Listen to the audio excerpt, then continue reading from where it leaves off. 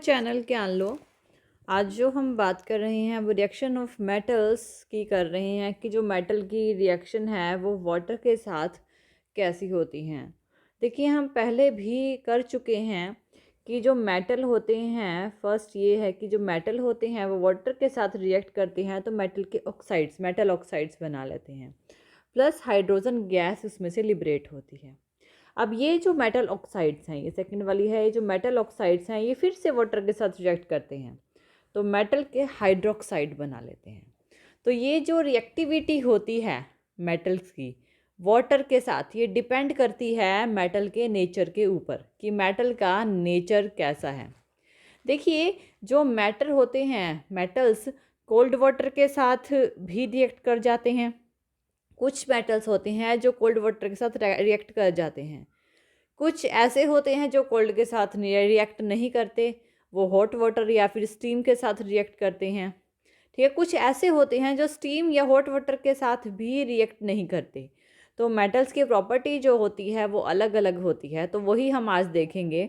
अगर आपको याद हो तो लास्ट टाइम हमने जो इसकी केमिकल प्रॉपर्टीज़ में एक सीरीज़ की थी वो थी कि उसकी जो रिएक्टिविटी की थी कि सोडियम सबसे ज़्यादा रिएक्टिव था, फिर मैग्नीशियम था, देन जिंक था, देन आयरन था एंड लास्ट में कॉपर था। ये जो हमने की थी।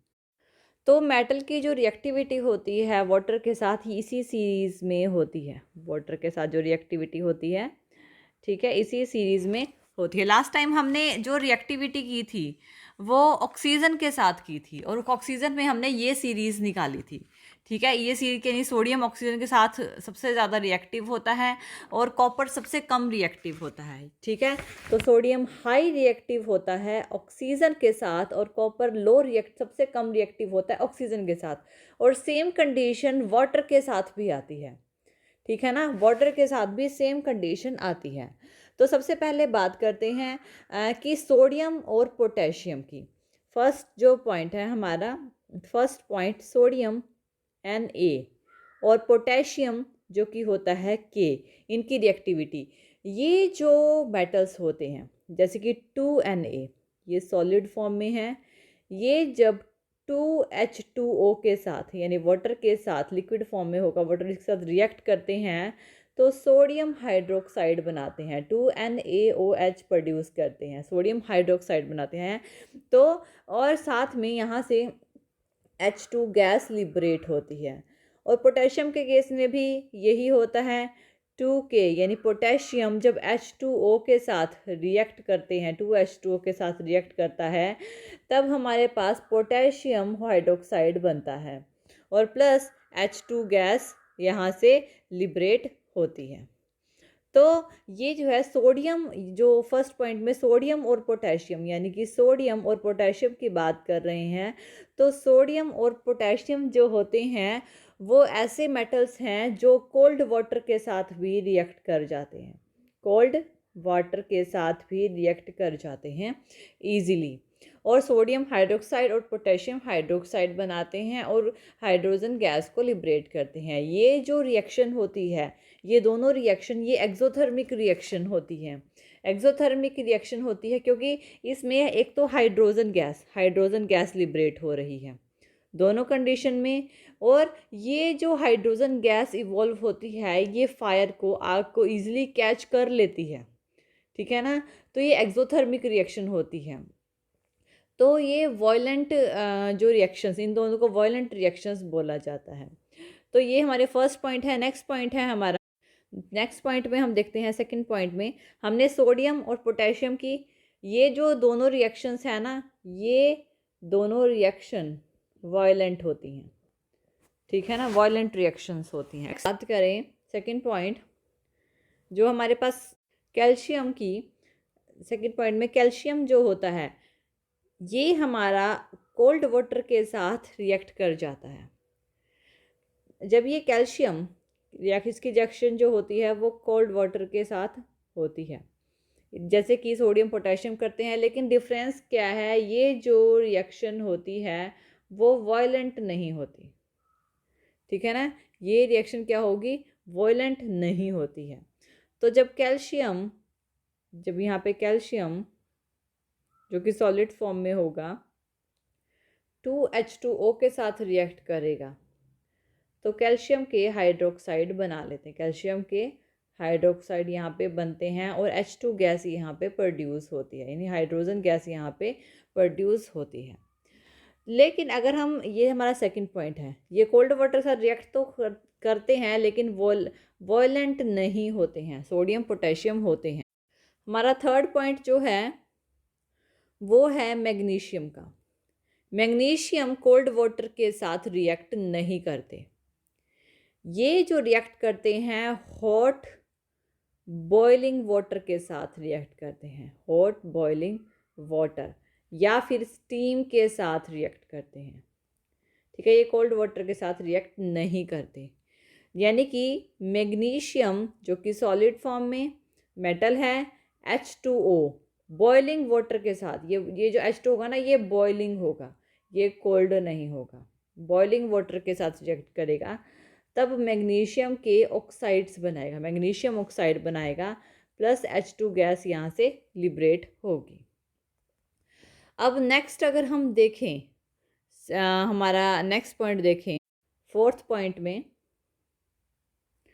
जो हमारे मेटल्स होते हैं जैसे कि जिंक और एल्युमिनियम, ये जो दोनों जिंक और एल्युमिनियम होते हैं ये ना तो कोल्ड वाटर के साथ रिएक्ट करते हैं ना ही हॉट वाटर के साथ रिएक्ट करते हैं। इनकी जो रिएक्शन होती है वो सिर्फ स्टीम के साथ होती है, ना तो कोल्ड, नाइदर कोल्ड नोर हॉट।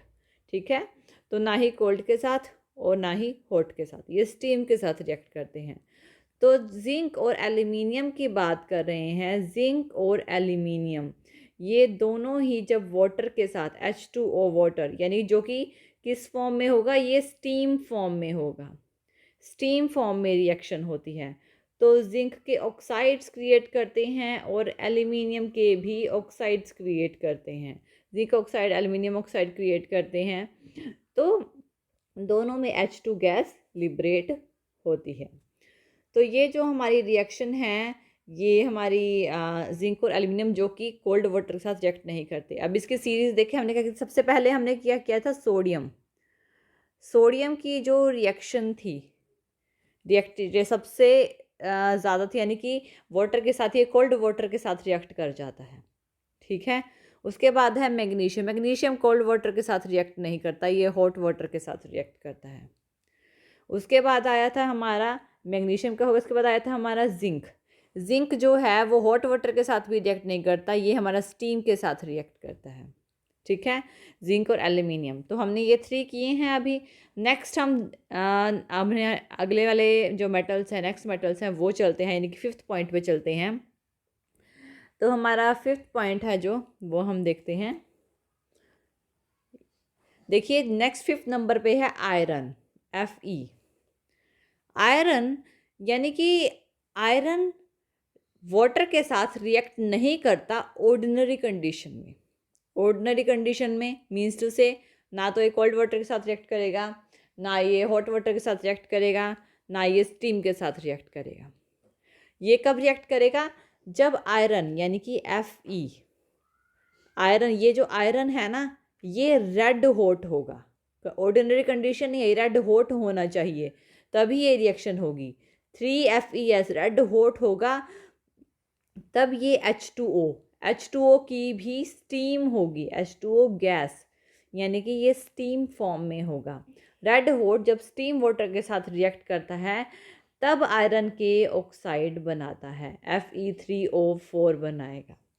ठीक है ना, 1-2 ऑक्साइड्स आयरन के क्रिएट करेगा और प्लस 4H2 गैस यहाँ से लिबरेट होगी। तो ये क्या है, ये हमारा 5th पॉइंट है, जो आयरन जो कि रेड हॉट होना चाहिए, आयरन जो है वो रेड हॉट होना चाहिए और फिर वो स्टीम के साथ रिएक्ट करेगा। अदरवाइज ऑर्डिनरी कंडीशन में ना वो कोल्ड वाटर के साथ रिएक्ट करता है, ना ही हॉट वाटर के साथ और ना ही स्टीम के साथ। नेक्स्ट हमारा 6th पॉइंट है।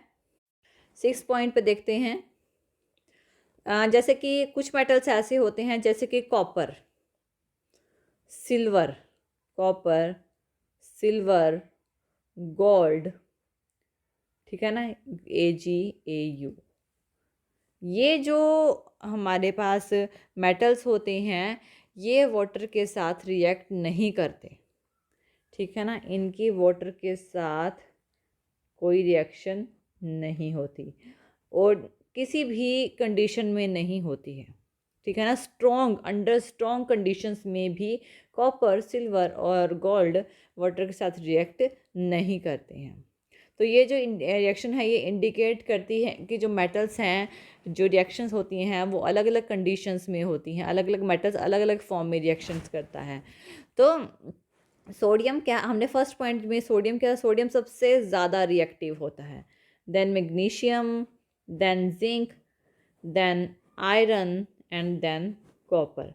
यानी सोडियम कोल्ड वाटर के साथ रिएक्ट कर जाता है, मैग्नीशियम जो हमारा कोल्ड वाटर के साथ रिएक्ट नहीं करता, बॉइलिंग वाटर के साथ रिएक्ट करता है या स्टीम के साथ।